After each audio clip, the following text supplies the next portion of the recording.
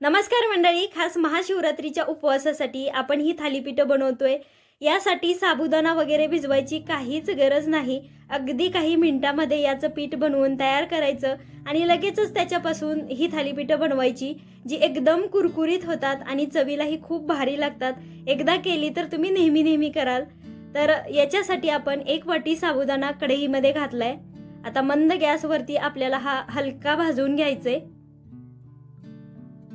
सतत हलवत एक 2-3 मिनिटांमध्ये हा छान फुलतो। साबुदाणा फुलला की भाजून तयार झाला असं ओळखायचं आणि त्यानंतर मग हा काढून घ्यायचे।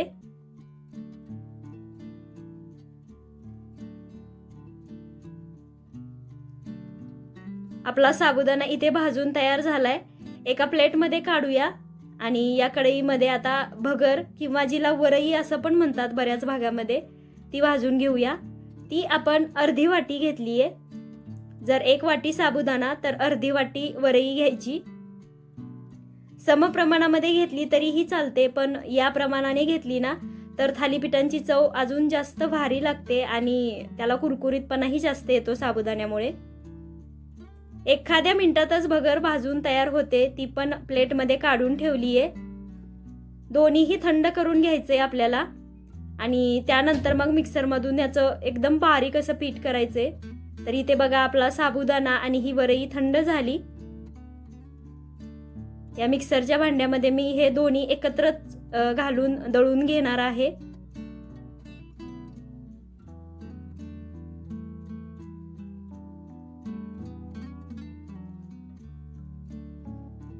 जितकं शक्य होईल ना तितकं हे बारीक करून घ्यायचे। अगदी गिरणीमध्ये मिळतं तसं बारीक होत नाही, पण जेवढं मिक्सरला बारीक शक्य आहे करणं तेवढं करायचं। तर इथे बघा तुम्हाला दिसतच असेल आपलं हे थालीपीठासाठीचं पीठ किंवा भाजणी एकदम बारीक अशी दळून तयार झालीये। थालीपीठ बनवण्यासाठी 1 वाटी हे बनवलेलं पीठ घेतलं। पाव वाटी असे जाडसर वाटून घेतलेले शेंगदाणे, 1 चमचाभर मिरचीचा ठेचा, थोडंसं लिंबू घेतले आणि मीठही घेतलेलं आहे जे चवीप्रमाणे वापरणार आहे। उकडून कुस्करून घेतलेले 2 बटाटे घेतलेत, हे मोठ्या आकाराचे आहेत।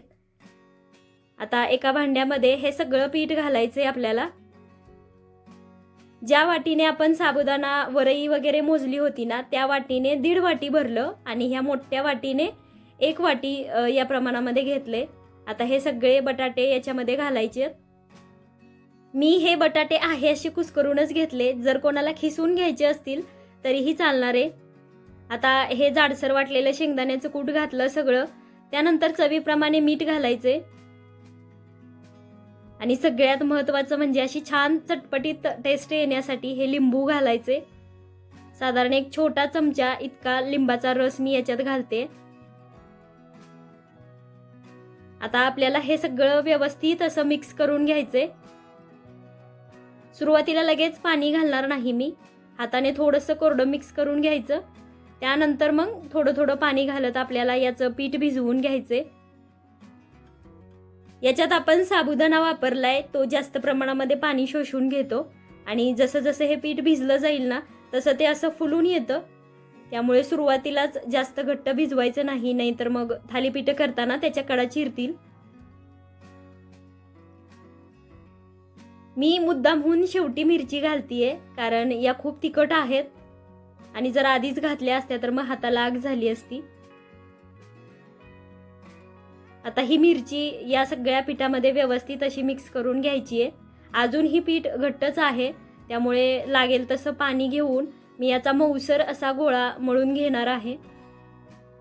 आणि हो, तोपर्यंत अजून एक गोष्ट सांगते। सुरुवातीला आपण जे थालीपीठासाठीचं पीठ बनवून घेतलं ना साबुदाणा आणि वरईपासून, ते अगदी 2 महिन्यांपर्यंत एकदम छान असं टिकतं। त्यामुळे एकदा बनवायचं, डब्यामध्ये भरून ठेवायचं आणि ज्या वेळेस तुमचा उपवास असणार आहे त्यावेळेस ही थालीपीठं बनवून खायची। अगदी पटकन तयार होतात। आता लगेचच आपण थालीपीठं करायला घेतोय। त्यासाठी नॉनस्टिक तव्याला आधीच तूप लावून घेतलं, त्यानंतर एक मध्यम आकाराचा गोळा घेतला आणि यावरती ठेवून पाण्याचा हात घेत आता मी हे थापून घेणार आहे। फक्त हे थालीपीठ थापताना तवा थंडच असला पाहिजे, गरम तव्यावरती हे थालीपीठ थापता येत नाही। जर बटर पेपरवर तुम्हाला करायचं असेल किंवा आपण पारंपरिकरित्या जसं रुमालावरती करतो ना तसं करायचं असेल तरीही चालणार आहे. मला हे सोपं वाटतं म्हणून मी अशा प्रकारे करते. थालीपीठ थापून झाल्यानंतर असे 4-5 छिद्र करून घेतले यावरती. आता खालच्या बाजूने आपल्याला हे 2-3 मिनिटांपर्यंत फुल गॅसवरती शेकू द्यायचे. बघा रंग थोडासा बदललाय. आता याच्यावरती आपण तूप सोडून घेऊयात. ही थालीपीठं करताना किंवा उपवासाची कोणत्याही प्रकारची थालीपीठं करताना तेलाऐवजी जर तूप वापरलं ना तर यांची चव अजून छान लागते. त्यामुळे तेलाऐवजी तूपच वापरायचं. तूप सोडल्यानंतर ही एखादा मिनिट त्याला तसंच शेकू द्यायचं आणि त्यानंतर मग हे परतून घ्यायचंय. मध्यम ते फुल गॅसवरती आपल्याला एक 7 ते 8 मिनिटांपर्यंत हे दोन्ही बाजूनी शेकून घ्यायचं. वरच्या बाजूनेही मी इथे तूप लावून घेते. आता हे आपण कुरकुरीत थालीपीठं करतोय त्यामुळे ह्याला भाजायला जरा जास्त वेळ लागतो. जर कोणाला मऊ पाहिजे असतील त्यांनी कमी वेळ भाजलं तरीही चालणार आहे.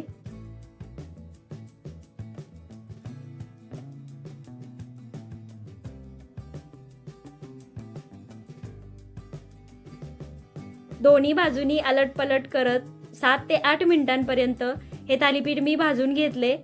आता हे एका ताटामध्ये काढून ठेवलं. लगेचच आपल्याला दुसरंही थालीपीठ अशाच प्रकारे करायचे. आणि दुसरं थालीपीठ करताना आपण तवा मात्र थंड करून घ्यायचंय पूर्ण. म्हणजे ओल्या कपड्याने वगैरे पुसून घेतला तरीही चालणार आहे किंवा सरळ धुवून घेतला तरीही चालणार आहे. कोणाला जर हे अवघड वाटत असेल तर सरळ मग बटर पेपरवरतीच करायचं. आता ज्यांना कोणाला ही थालीपीठं मऊ आवडतात त्यांनी फक्त 3 ते 4 मिनिटांसाठी फुल गॅसवरती ही भाजून घ्यायची म्हणजे ती छान मऊ होतात. आणि ज्यांना कोणाला माझ्याप्रमाणे अशी कुरकुरीत आवडतात त्यांनी मात्र 7 ते 8 मिनिटांपर्यंत दोन्ही बाजूनी अलटपलट करत भाजून घ्यायची आहेत. आणि गॅस मात्र फुल मध्यम असा करतच भाजायची म्हणजे ती छान कुरकुरीत होतात. आणि आपण आत्ता जे पीठ भिजवून घेतले ना त्यापासून आपण याचेच वडेही करू शकतो. तेही खूप भारी होतात, अगदी कुरकुरीत असे. तर आपण घेतलेल्या सगळ्या साहित्यामध्ये 5 ते 6 मध्यम आकाराची ही थालीपीठं बनवून तयार होतात. इथं मी तुम्हाला एक घास तोडून दाखवते. बघा दिसायलाच कुरकुरीत दिसते. आणि हो हे दह्यासोबत खा किंवा उपवासाच्या चटणीसोबत खा, भारी लागतं. किंवा असंच कोरडं खायलाही खूप छान लागतं. मला तर हे कोरडं खायलाच आवडतं. उद्याच्या उपवासासाठी हे नक्कीच बनवून बघा आणि कसं झालं ते मला कमेंट करून सांगा. भेटूया एका नवीन व्हिडिओसोबत. तोपर्यंत धन्यवाद.